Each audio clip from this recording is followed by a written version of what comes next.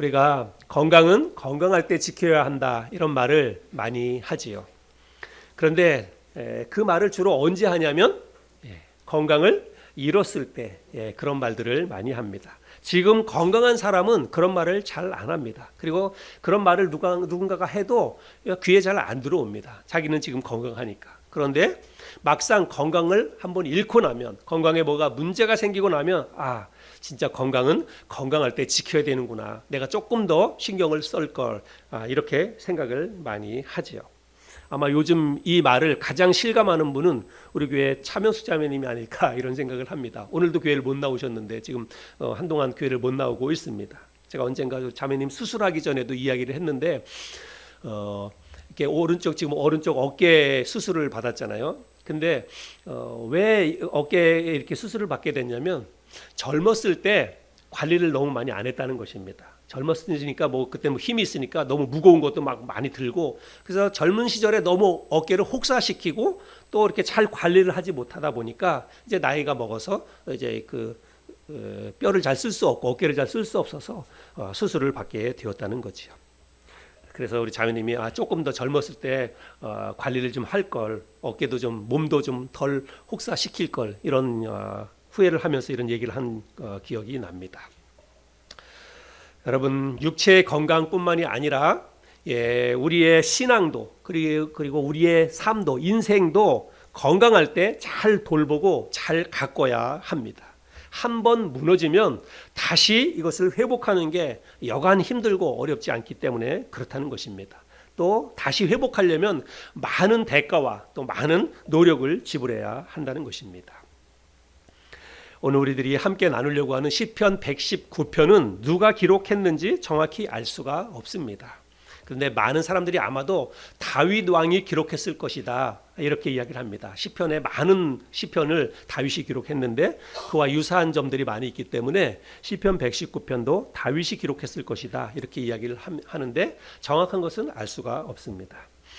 시편 119편은 시편 가운데서 가장 길어요. 176절까지 기록되어져 있습니다. 아주 장문의 기도라고도 할 수 있고 혹은 개인의 고백이라고 할 수도 있고 또 다른 사람들에게 권면하는 권면의 말씀이다 이렇게 이야기할 수도 있습니다.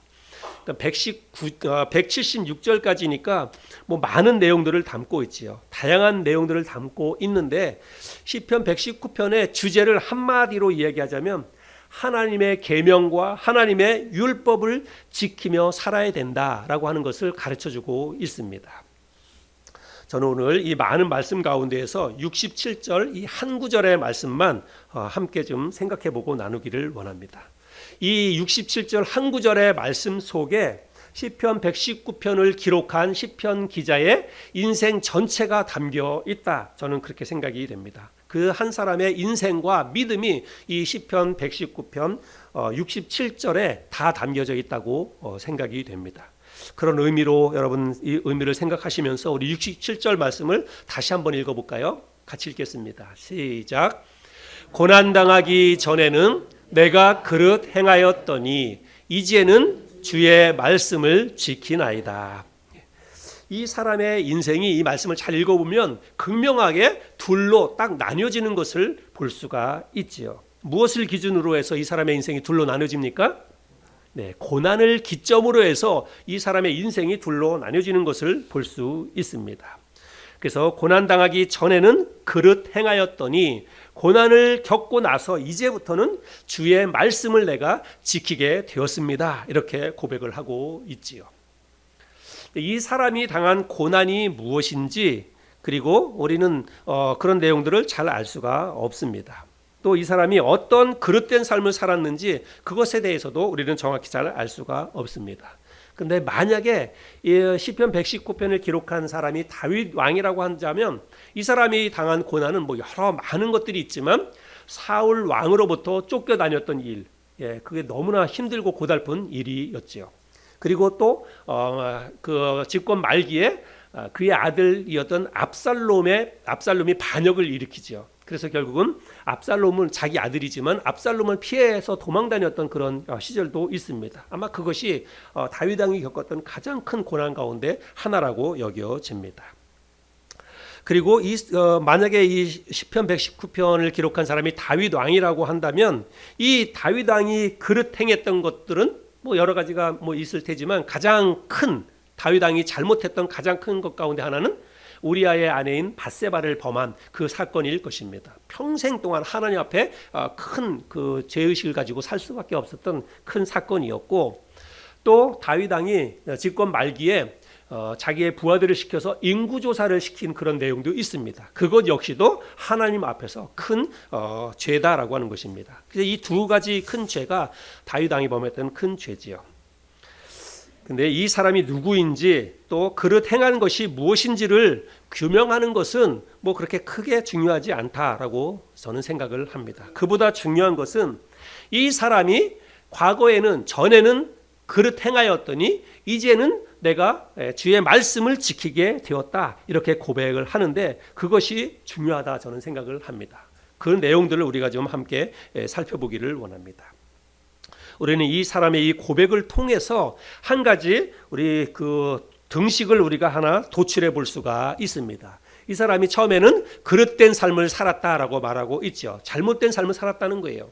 이 잘못된 삶은 먼저는 첫 번째로는 하나님 앞에서 내가 믿음으로 제대로 살지 못했다라고 하는 그런 내용이 분명히 들어갈 것입니다. 그리고 하나님 앞에서 잘못된 삶뿐만이 아니라 자기 자신의 삶 가운데에서도 윤리적으로나 도덕적으로나 뭔가 문제가 있는 잘못된 삶도 아마 분명히 여기에 들어갈 것이다 라고 생각을 합니다. 어떤 사람들은 이 신앙과 그리고 우리의 일상적인 삶을 분리시켜서 생각하는 사람들이 종종 있습니다. 하나님 앞에서 믿음으로 살아가는 것과 또 일상생활에 가서 뭐 직장생활을 한다든지 뭐 사람 만난다든지 이런 것들을 그냥 개별적인 것으로 분리해서 생각하는 그런 사람들이 있습니다. 그러나 여러분, 신앙과 삶은 절대로 분리될 수 없습니다. 내가 정말로 예수 그리스도를 마음속에 믿고 구원받았다면, 하나님의 자녀로 거듭난 사실이 분명하다면 우리는 그때부터 우리의 삶은 신앙과 또 우리의 삶 자체가 분리될 수가 없다라고 생각을 합니다. 절대로 또 분리해서도 안 된다라고 저는 그렇게 생각을 합니다. 그래서 우리의 믿음은 여러분 교회 안에만 머무르는 믿음이 되어서는 안 된다는 것입니다. 주일날 교회 와서 예배 드릴 때는 거룩하고 경건하지만 예배당 밖을 나가서는 그냥 안 믿는 사람하고 똑같이 사는 거는 그거는 참된 그리스도인의 삶이 아닙니다. 그런 믿음은 다 가짜예요. 가짜입니다. 그래서 우리의 믿음이라고 하는 것은 신앙과 삶이 절대로 분리될 수 없다라고 하는 것입니다. 내가 주일날 교회에 와서 하나님 앞에 예배 드리는 그런 마음으로 세상 속에 나아가서도 그런 마음으로 세상 속에서 살아야 한다는 거예요. 그게 진짜 믿음이라고 하는 것입니다. 그래서 이 시편 기자가 나는 과거에는 그릇된 삶을 살았다라고 이야기할 때 그거는 하나님 앞에서도 잘못된 삶이었고 또 사람과의 관계 속에서도 이 사람의 삶 가운데 문제가 있었다는 것을 우리는 이해를 해야 합니다. 그런데 이제는 그릇된 삶에서 주의 말씀을 지키는 그런 삶으로 돌아왔다라고 이야기하고 있습니다. 주의 말씀을 지키는 삶을 내가 살고 있다는 거예요. 주의 말씀을 지킨다는 것은 단지 주일날 교회 와서 예배만 거룩하게 드린다는 그런 의미는 아닙니다. 주의 말씀을 지키는 것은 실제로 내가 세상 속에 나아가서도 하나님의 말씀은 이웃을 사랑하라고 말하고 있고 다른 사람들에게 선을 베풀라고 말하고 있고 바르고 정직하게 살라고 이야기하고 있어요. 그래서 주의 말씀을 지킨다는 것은 단지 그냥 하나님 앞에서 내가 믿음을 지킨다는 그런 의미가 아니라 세상 속에서도 하나님의 말씀대로 바르고 정직하게 공의롭게 정의롭게 내가 이 세상을 살게 되었다, 이런 고백이 담겨져 있는 그런 뜻이라는 사실입니다. 자, 그런데 이 사람이 과거에 그릇된 삶을 살다가 이제는 주의 말씀을 지키는 바른 삶을 살게 되었는데 뭘 통해서 그렇게 됐다고요? 중간에 여러분 뭐가 있었다는 것입니까? 네, 고난이 있었다는 것입니다. 과거에는 그릇된 삶을 살고 있었지만 고난을 겪고 나서 고난을 통과하고 난 다음에는 이제는 내가 주의 말씀을 지키는 그런 의로운 삶을 살게 되었다라고 고백을 하고 있습니다. 자, 그러면 여러분 이렇게 우리가 어떤 등식을 생각해 보면 이런 것으로 보자면 고난이 이 사람에게 여러분 지금 어떤 영향을 미쳤다는 것입니까?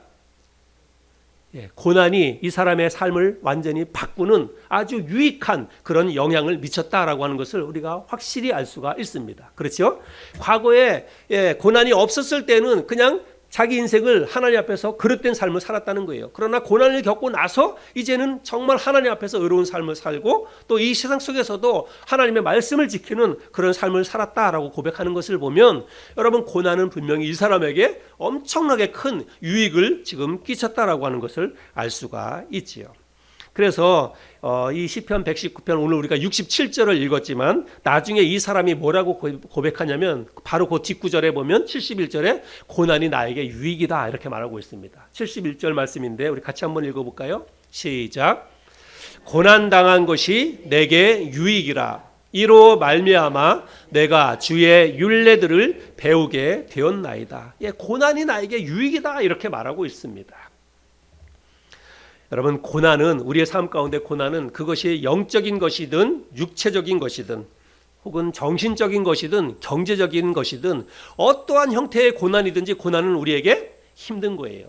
여러분, 그렇죠? 예, 고난이 우리에게 일단 우리의 어떤 육체적으로나 또 경제적으로나 어려운 일이 생기면 여러분, 그걸로 인해서 우리는 힘들어하고 또 괴로워하고 그럴 수밖에 없다는 것입니다. 그리고 고난은 우리의 삶에 막대한 영향을 또한 미치기도 합니다. 그러나 우리가 요즘 계속해서 고난에 대해서 주일 아침에 나누고 있는데 고난이 그냥 단지 우리에게 안 좋은 영향, 나쁜 영향만 미치는 것은 아니다라고 하는 것을 우리가 오늘 이 말씀을 통해서 그동안 살펴보았던 말씀을 통해서 우리가 알 수가 있습니다.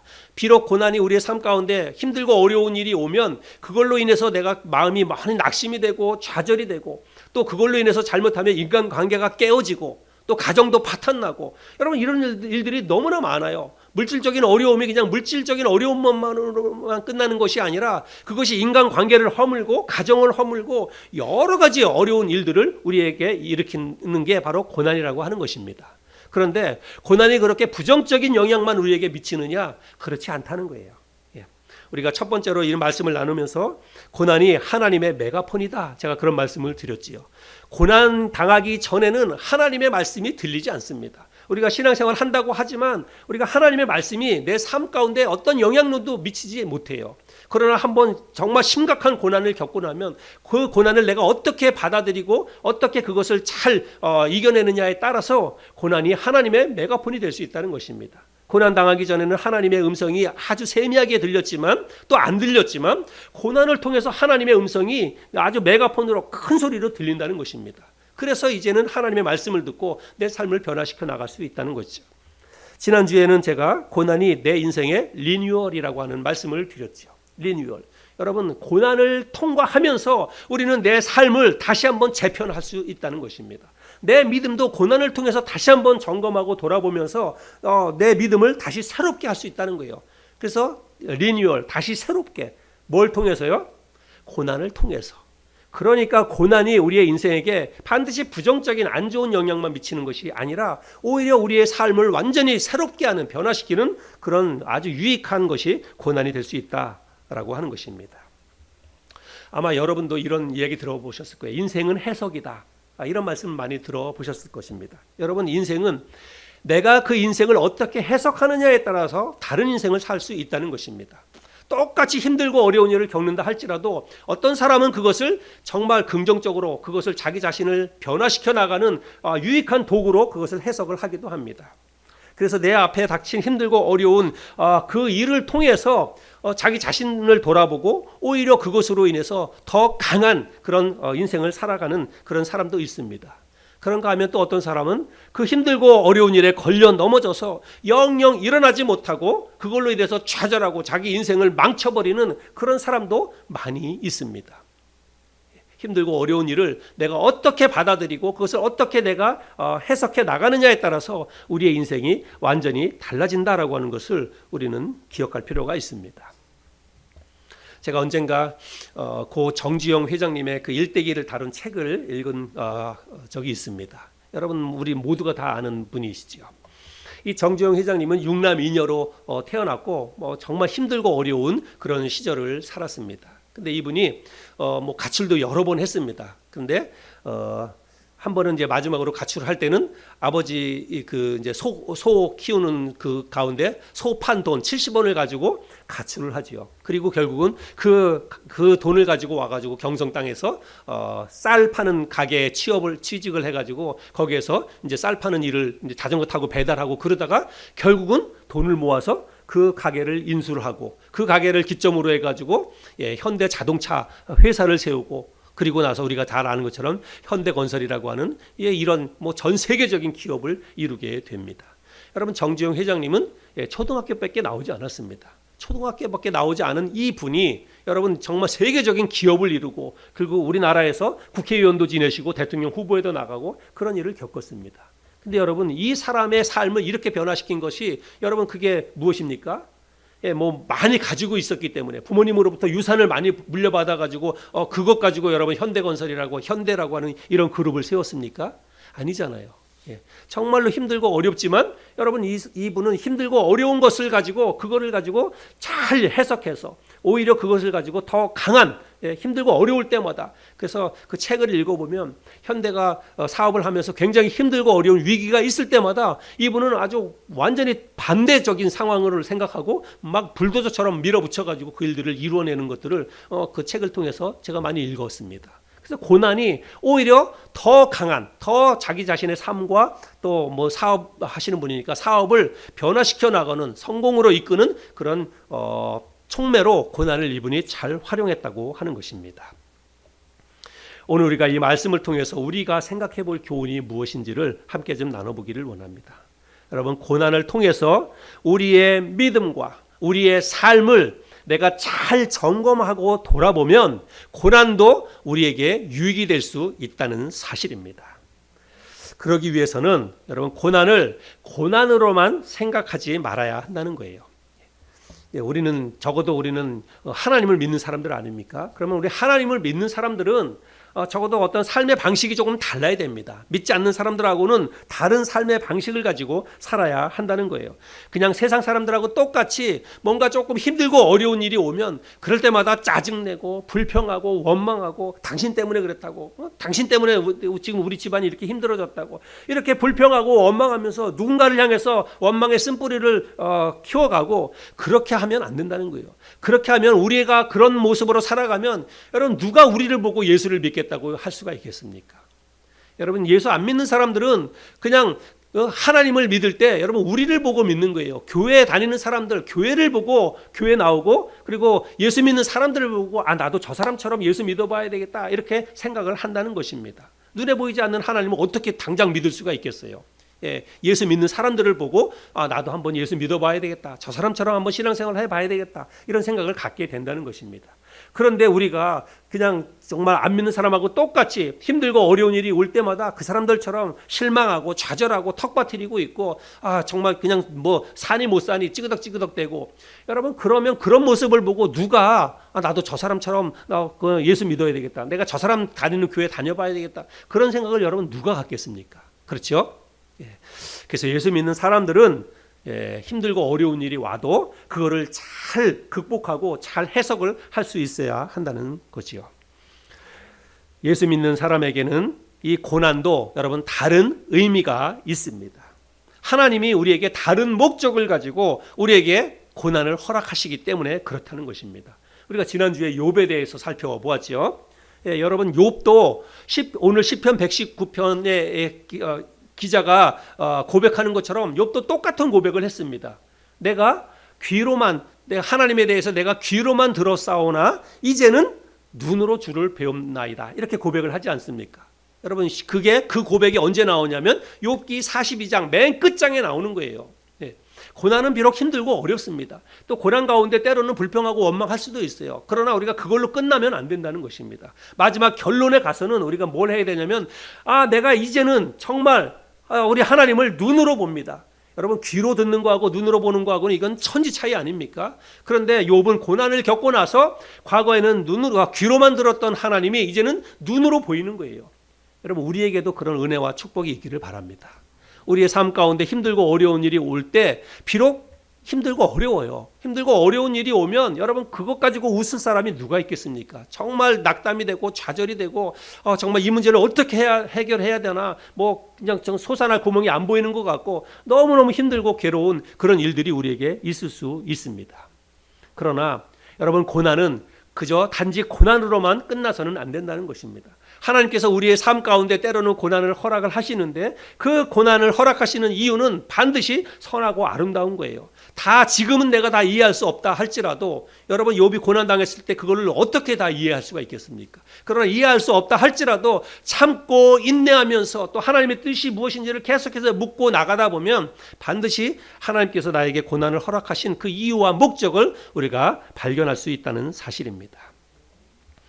고난은 우리의 삶과 우리의 믿음을 점검하고 돌아보게 하는 영적인 내시경이다. 저는 그렇게 생각을 합니다. 여러분 내시경 아시죠? 내시경. 예. 내시경 검사 아마 다들 받아보셨을 텐데 위 내시경이나 여러분 대장 내시경. 내시경 검사를 여러분 왜 받습니까? 내 몸에 뭔가 이상이 있는지를 알아보려고 내시경 검사를 받는 거지요.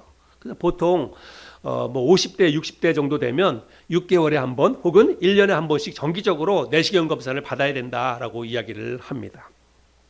저도 홀수 그 생년월일이 홀수라서 올해 정기 검사를 받아야 되거든요. 몇 번씩 국민건강보험공단에서 문자가 옵니다. 예, 검사 받으라고. 근데 아직 안 받았어요. 지금 11월 거의 11월 달 다 가는데 올해 안에 받아야 되거든요. 근데 아직도 안 받았어요. 네. 제가 왜 안 받았냐면 심각하게 생각 안 하기 때문에 그래요. 제 자신의 건강에 대해서 심각하게 생각을 안 하니까 안 받는 거예요. 만약 심각하게 생각을 했다면 진작에 가서 아마 검사를 받았을 것입니다.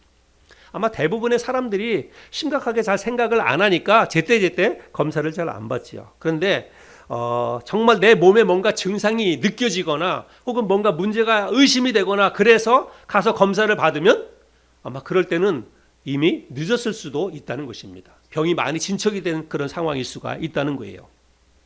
그래서 미리미리 검사를 받을 필요가 있다는 거지요.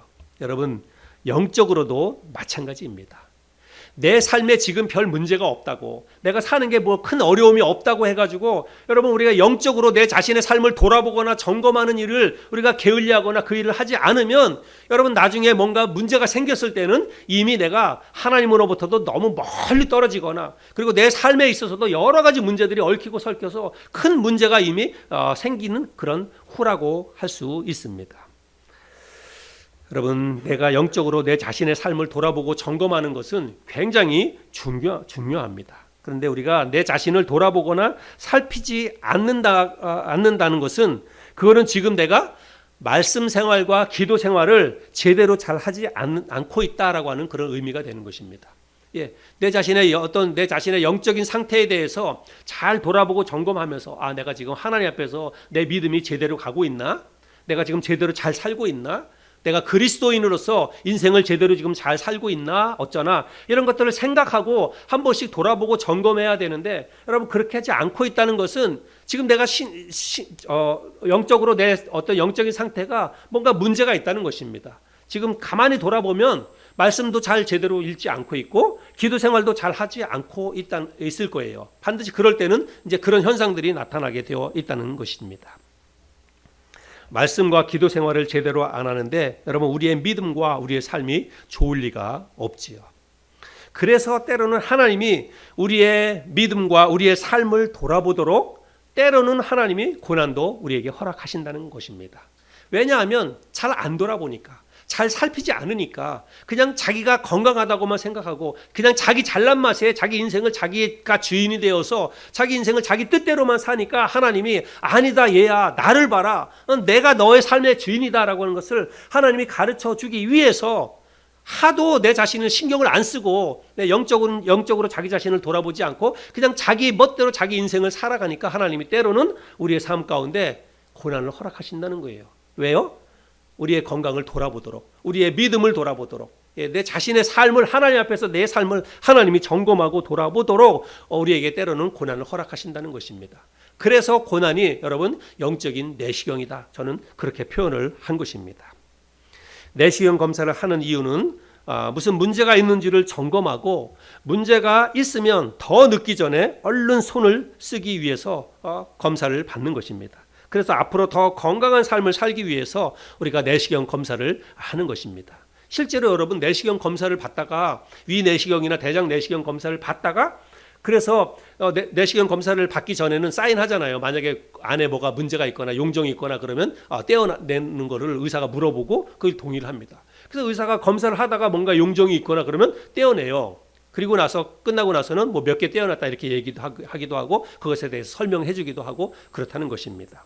그래서 여러분 내시경 검사는 뭐 건강상의 이 내시경 검사는 필수적으로 받아야 한다는 것입니다. 마찬가지로 여러분 영적으로도 마찬가지예요. 우리 자신을 잘 돌아보고 살펴야 됩니다. 수시로 하나님의 말씀과 기도를 하면서 내가 정말 지금 그리스도인으로서 바르게 살고 있나? 하나님 앞에서 내가 믿음의 길을 제대로 걸어가고 있는 것인가? 이런 것들을 잘 살피면서 가야 된다는 것입니다.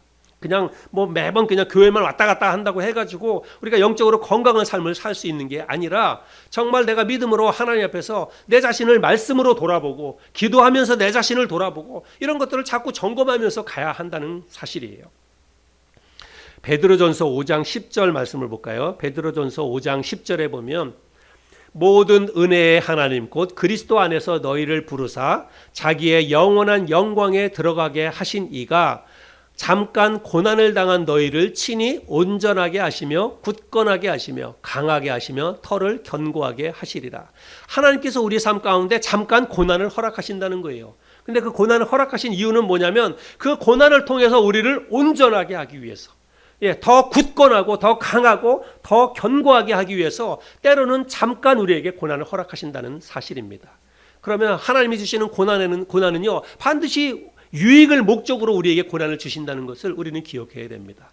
고난을 당하지만 그거를 통해서 우리의 건강을 더 건강하게, 더 온전하게 우리의 삶을 축복해 주시기 위해서 고난을 허락하신다는 사실입니다. 그래서 우리는 고난을 겪을 때 우리의 삶 가운데 힘들고 어려운 일이 올 때 그것만 바라보면서 그저 낙담하거나 좌절하지 말고 이거를 통해서 하나님이 나를 더 건강하게 하시려고 내 삶을 더 축복해 주시려고 이런 어려움을 주셨구나 이렇게 생각하면서 그 고난을 통해서 우리가 그 내 자신의 삶을 돌아보고 점검할 수 있어야 한다는 것입니다. 혹시 요즘 여러분의 삶 가운데 힘들고 어려운 일이 있습니까? 다른 사람은 다 몰라도 여러분 하나님은 다 알고 계십니다. 하나님은 하늘 저 높은 곳에만 계시는 분이 아니라 오늘 이 자리에 그리고 여러분의 삶 가운데 지금 하나님이 계십니다. 하나님께서 성령을 통해서 우리 안에 내재하고 계신다라고 하는 것을 여러분 확신하시기 바랍니다. 내가 정말로 예수 그리스도를 마음속에 믿었다면 우리가 예수님을 믿을 때 예수님을 영접한다 그러잖아요. 영접한다는 것은 내 안에 들여 모신다는 것입니다. 근데 여러분 예수님은 우리와 똑같은 몸을 가지고 이 땅에 계셨던 분이에요. 예수님을 영접했는데 예수님이 그 몸을 가지고 내 안에 어떻게 들어오십니까? 그래서 예수님께서 이 땅을 떠나가실 때 내가 또 다른 보혜사를 너희에게 보내주겠다 이렇게 말씀하셨어요. 그래서 우리가 예수 믿을 때에는 예수님을 영접할 때는 예수님이 보내주신 성령을 우리 안에 받아들이는 거예요. 성령이 우리 안에 들어오시는 것입니다. 여러분 성령은 바로 살아계신 하나님의 다른 모습이에요. 그래서 살아계신 하나님이 영적인 형태로 우리 안에 들어오시는 것입니다. 그래서 예수를 믿는다는 것은 그런 의미가 있어요. 예수를 믿는다는 것은 단지 이제부터 내가 교인이 되겠다. 내가 단지 이제부터는 그냥 교회 출석하고 주일날 예배드리는 교인이 되겠다. 이런 게 아니라 예수를 믿는다는 것은 천지우주를 만드신 하나님을 내가 내 삶에 모셔드리는 거예요. 그래서 이제부터는 하나님이 나와 함께 살아가는 것을 내가 믿는 것입니다. 그게 바로 예수를 믿는 거예요. 여러분 그러면 하나님이 내 안에 들어오셔서 나와 함께 한다고 한다면 여러분 우리의 삶은 이제는 정말 완전히 다른 그런 삶을 살 수가 있다는 것입니다. 하나님께서 우리의 모든 것을 다 살펴보십니다. 우리 안에 있는 성령님을 통해서. 그래서 여러분 다윗은 시편 139편에서 이렇게 고백합니다. 제가 몇 구절을 한번 읽어드려 볼게요. 시편 139편 1절부터 4절까지 보면 여호와여 주께서 나를 살펴보셨으므로 나를 아시나이다. 주께서 내가 앉고 일어섬을 아시고 멀리서도 나의 생각을 밝히 아시오며 나의 모든 길과 내가 눕는 것을 살펴보셨으므로 나의 모든 행위를 익히 아시오니 여호와여 내 혀의 말을 알지 못하시는 것이 하나도 없으시니이다. 하나님이 우리의 모든 생각과 내가 하는 모든 말과 이런 것들을 다 알고 계신다라고 말씀하고 있습니다. 또 계속 읽겠습니다. 7절부터 10절까지. 내가 주의 영을 떠나 어디로 가며 주의 앞에서 어디로 피하리이까. 내가 하늘에 올라갈지라도 거기 계시며 스올에 내 자리를 펼지라도 거기 계시니이다.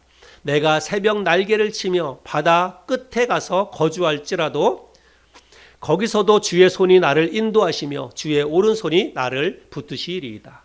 하늘 높은 곳에 올라가도 하나님은 거기 계시고 저 땅속 깊은 데나 바다 깊은 데 들어가도 하나님은 거기서도 나와 함께 하신다라고 말씀을 하시는 거예요. 자, 마지막 13절 14절 두 구절도 읽겠습니다. 주께서 내 내장을 지으시며 나의 모태에서 나를 만드셨나이다. 내가 주께 감사하오면 나를 지으심이 심히 기묘하심이라. 주께서 하시는 일이 기이함을 내 영혼이 잘 아나이다. 우리 하나님께서 저와 여러분 모든 사람들을 다 창조하셨다고 말씀하고 있습니다. 우리의 내장을 다 만드셨다라고 말씀하고 있습니다. 여러분, 나는 부모님을 통해서, 육신의 부모님을 통해서 우리는 이 땅에 태어납니다. 그런데 여러분 잘 생각해 보세요. 어떻게 남자와 여자 두 사람의 사랑하는 그 남자 여자의 사랑의 결실로 이렇게 완벽한 인간, 지적으로, 지식과 또 뭐 어떤 그 인격과 그러면 감정과 이런 모든 것을 갖춘 이런 사람이 만들어진다고 하는 게 여러분 이게 상식적으로 생각이 됩니까? 남녀간에 사랑하는 그 사랑의 결과로 이렇게 완벽한 어떤 피조물이 만들어진다는 게 여러분 이게 가능한 일입니까? 여러분 이건 하나님이 하시는 일입니다. 사람을 창조하시고 사람을 이 땅에 태어나게 하시는 것은 창조주 하나님이 하시는 일입니다. 하나님께서 우리의 이 내장도 다 만드셨다라고 말씀을 하고 있습니다. 우리의 모든 것을 만드시고 창조하시고 지금도 우리의 생각과 우리가 하고 있는 모든 행위를 다 알고 계시는 그 하나님께서 우리의 삶 가운데 다가오는 고난, 우리가 힘들고 어려운 일을 겪을 때에 하나님께서 그 고난의 삶의 현장에도 하나님이 함께 하신다는 사실을 여러분 믿으시기를 바랍니다. 그래서 그 하나님께 여러분의 힘들고 어려운 문제를 아뢰고 그 힘든 문제를 가지고 하나님 앞에 나아가서 기도하시기를 바랍니다. 그러면 하나님께서 반드시 우리의 기도, 우리의 부르짖음을 들으시고 삶의 문제를, 고난의 문제를 하나님께서 들어주시고 해결해 주실 것이라고 믿습니다. 저는 목사니까 저에게 있어서 가장 큰 걱정, 고민, 어려움은 목회지요. 제가 목회하는 사람이니까 교회가 잘 되는 거, 이 교회가 하나님 앞에서 부흥하고 성장하고 또 하나님이 원하시는 교회로 성장해 가는 게 저의 가장 큰 기도 제목이자 고민거리이고 걱정입니다. 그래서 제가 교회를 위해서 늘 기도를 많이 합니다. 특별히 올해 들어오면서 제가 정말 하나님 앞에서 간절한 마음으로 더 많이 기도하게 되고 그랬습니다. 그렇게 된 배경에는 여러 가지가 있지만 제가 몇 번 말씀을 드렸잖아요. 올해 들어오면서 이런저런 교회 안에 이제 어려운 일들도 자꾸 생기고 우리 권사님도 교회 왔다가 또 다치시고 이런 일들을 겪고 또 참여자매님도 또 수술 받고 그 교회 성도님들이 늘 건강하고 잘 지내야 제가 마음이 편하고 또 하나님 앞에 감사한데 이렇게 저렇게 어려운 일들이 막 생기는 거예요. 성도님들 삶 가운데 어려운 일들이 생기고 그랬습니다. 그래서 하나님 앞에 기도를 참 많이 했어요. 올해 들어와서. 근데 이렇게 기도하고 그러면서 하나님께서 이렇게 기도를 또 들어주시고 삶 가운데 응답해 주시는 것들을 경험하게 됩니다. 제가 특별히 일상의 기적을 경험하라고 하는 이 시리즈 설교를 하면서 하나님 앞에 아주 작은 부분 하나하나를 두고 성도님들의 삶 가운데 있는 그 기도 제목 하나하나를 두고 제가 기도를 하기 시작을 했는데 그런 기도 제목이 하나씩 응답되는 것들을 제가 경험을 하게 됐습니다. 목사로서 성도님들 한 사람 한 사람의 건강과 삶의 문제를 두고 가정의 문제를 두고 기도했는데 그런 문제들이 하나씩 응답이 되는 것을 제가 경험을 하게 됐어요. 우리 이한희 모매님도 예배 나오시고 권사님도 오늘 아침에 또 교회 나오시고 또 새로운 영혼도 보내달라고 기도했는데 우리 학원 원장님 오늘도 이렇게 교회 나오셨는데 학원 원장님 이렇게 만나게 된 스토리가 너무너무 극적이고 너무너무 저한테는 정말 하나님이 이렇게 허락하신 일상의 기적이라고 그렇게 생각을 합니다. 이제 원장님 이제 학원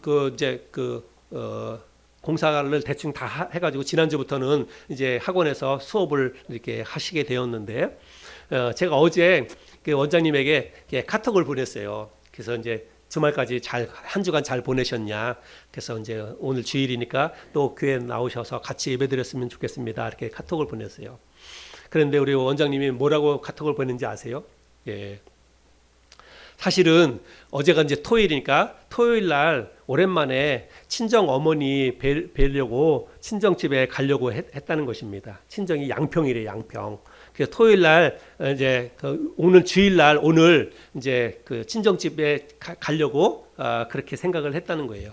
그랬는데 오늘이 주일이니까 주일 날 교회 예배드리러 오기 위해서 토요일 날 그 부모님 집에 갔다고 그렇게 얘기를 하시는 거예요. 예, 제가 그 문자를 받고 정말 너무 감동이 됐어요. 눈물이 났습니다. 예, 진짜. 예, 그래서 야, 너무너무 고맙다, 감사하다 그런 생각이 되었습니다. 그리고 또 한편으로는 하나님이 우리의 기도를 들어주시는구나. 또 나의 목사인 저의 기도를 하나님이 들어주시는구나. 이렇게 생각을 했습니다. 예, 삶 가운데 이런 은혜가 있는 거예요. 그리고 오늘 우리 여기 아주 멋있게 이렇게 바바리 코트 입고 오신 우리 어르신이 계시는데, 예, 제가 또 이 스토리를 말씀을 드려야 되겠어요. 예, 정말 하나님의 기적입니다. 하나님이 베풀어 주시는 은혜예요. 우리 주방에 보면 이제 냉장고가 작은 냉장고가 하나가 있었는데 우리 그 자매님들도 그렇고 사모님이 그렇고 뭐 이렇게 저렇게 야채도 갖다 놓고 뭐 이렇게 하다 보니까 냉장고가 좀 작다는 거예요. 그래서 사모님이 냉장고 하나를 조금 중고로 하나 샀으면 좋겠다 저한테 그래가지고 그럼 삽시다 그렇게 했어요. 그래서 중고 김치 냉장고를 하나 이제 사기로 해가지고 여기저기 뭐 당근에도 알아보고 번개장터도 알아보고 막 그랬는데 뭐 마땅치 않았어요. 그래서 실제로 가서 한번 보고 샀으면 좋겠다라고 해가지고 여기 그 서부경찰서에서 해서 이제 죽전 쪽으로 내려가다가 보면 중고 매장이 큰 중고 매장이 있어요. 제가 알아보니까 용인 분당에서 가장 큰 중고 매장이더라고요.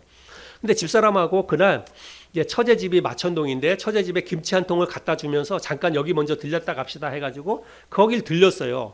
저는 당연히 있으리라고 생각했어요. 그래서 여러 개 있는 것 가운데 하나 골라야 되겠다라고 했는데 갔더니 김치 냉장고가 없대요.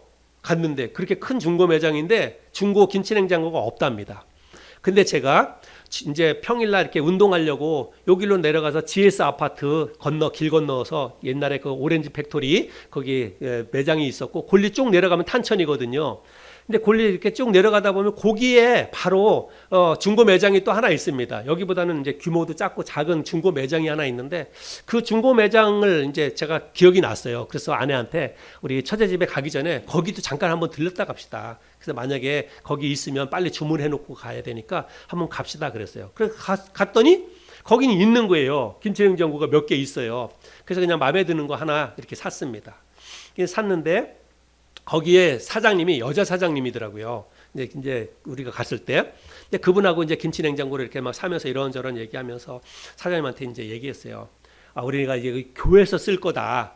라고 얘기를 했어요. 그랬더니 여자 사장님이 그러시냐고 어쩐지 보니까 두 분이 다 인상이 너무 좋대요. 예.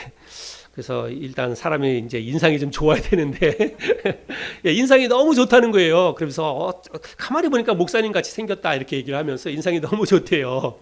그래서 제가 그러시냐고 그러면 우리 사장님 교회 안 나가시면 주일날 우리 교회 한번 오세요. 저도 그렇고 제 아내도 그렇고 그렇게 얘기를 했어요. 그랬더니 자기는 세례된 교회를 다닌다고 얘기를 하더라고요. 그러시냐고 알겠다고. 예. 저는 이제 그렇게 하고 나왔는데 제 집사람이 그러면서 돌아 나오면서 한마디 또 했어요. 근데 혹시라도 세대교회 못 나갈 일이 있을 때에는 주일날 우리 교회 한번 오세요. 예, 아내가 그렇게 하고 갔어요. 그렇게 이제 월요일날 그렇게 하고 갔는데 그리고 이제 오후에 냉장고가 와가지고 냉장고 들여놓고 그렇게 지나갔어요.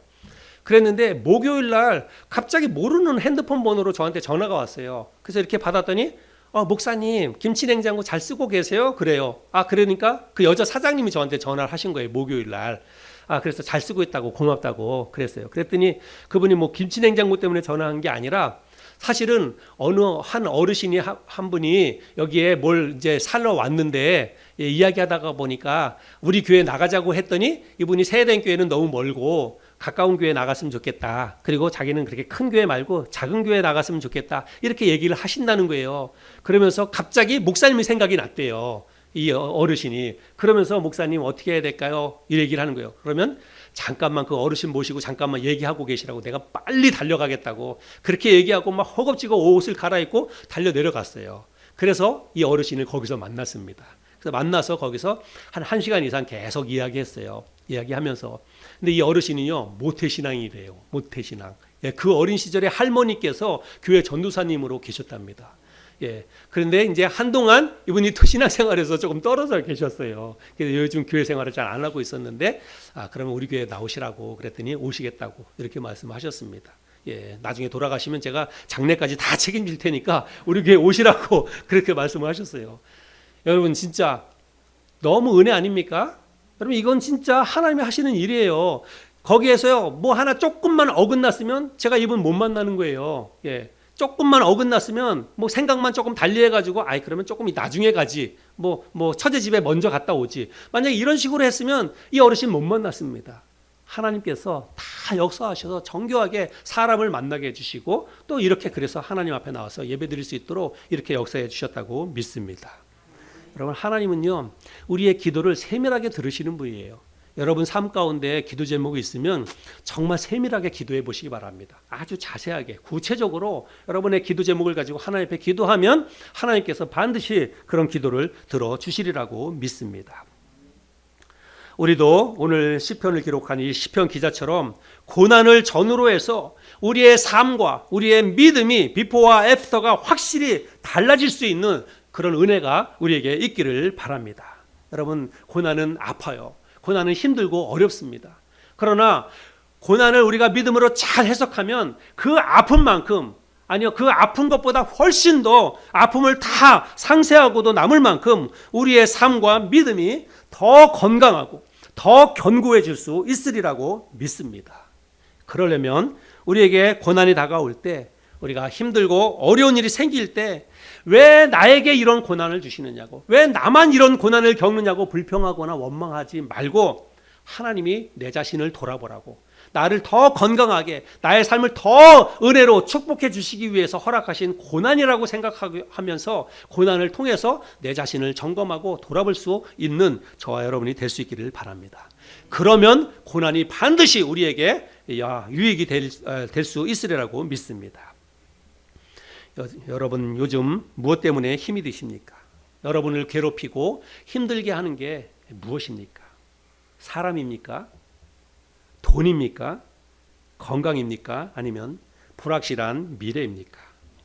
거기에 걸려 넘어질 것인지, 아니면 그 어려움을 허들 삼아서 내가 더 높고 더 견고하고 더 행복한 삶으로 나갈지는 여러분, 내가 결정하는 거예요. 고난에 걸려 넘어질 것인지 아니면 그 고난을 뛰어넘어서 더 좋은 삶으로 나아갈 것인지는 여러분, 내가 결정하는 것입니다. 그 고난을 어떻게 이해하고 어떻게 받아들이느냐는 결국은 내가 선택하는 것입니다. 이 고난을 비록 힘들고 어렵지만 하나님이 내 자신을 더 건강한 삶으로 축복해 주시기 위해서 허락하시는 영적인 내시경으로 받아들이고 그 고난을 통해서 내 자신을 잘 돌아보고 점검하면 우리는 지금보다 훨씬 더 건강하고 더 훨씬 더 행복한, 또 훨씬 더 믿음 있는 삶을 살아갈 수 있으리라고 믿습니다. 그런 은혜와 축복을 받아 누릴 수 있는 저와 여러분 모두가 될 수 있기를 바랍니다.